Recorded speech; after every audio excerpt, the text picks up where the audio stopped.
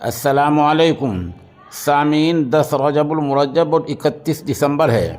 خبر کا عنوان ہے آدھار کارڈ اور پین کارڈ لنک نہ ہوا تو کیا نقصان ہوگا۔ ظاہر سی بات ہے، آپ کو پتہ ہی ہے کہ آج 31 دسمبر ہے اور آج آدھار کارڈ اور پین کارڈ لنک ہونے کی آخر تاریخ ہے۔ آج کے بعد اگر آپ کا آدھار کارڈ اور پین کارڈ لنک نہیں ہے تو آپ کا پین کارڈ نان ایکٹیو ہو جائے گا، غیر فعال ہو جائے گا، کام کرنا بند کر دے گا۔ نقصان کیا ہوگا؟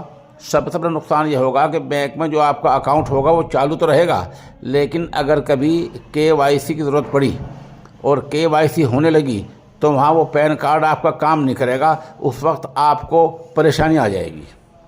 KYC کیا ہوتی ہے؟ اس کا سادے سے الفاظ میں مطلب یہ ہے اپنے گراہک کو پہچانو۔ بینک والے اپنے صارف کی، اپنے گراہک کی پہچان کے لیے، سیکورٹی کے لیے، کھاتے کی اکاؤنٹ کی حفاظت کے لیے KYC کرتے ہیں، جس میں چند چیزیں ضروری ہوتی ہیں۔ آدھار کارڈ ہے، پین کارڈ ہے، ان میں سے کچھ نہیں تو پاسپورٹ ہے، ایسی چیزیں بینک والے مانگتے ہیں، تو پھر وہ آپ کی KYC ہو جاتی ہے۔ تب آپ کی اگر KYC ہونے لگے تب پین کارڈ کی ضرورت پڑے گی، اس وقت پین کارڈ آپ کا آدھار کارڈ سے لنک نہیں ہوگا، تب نقصان ہوگا۔ اس وقت اگر آپ کرائیں گے تو 1000 روپے جرمانہ ہو جائے گا۔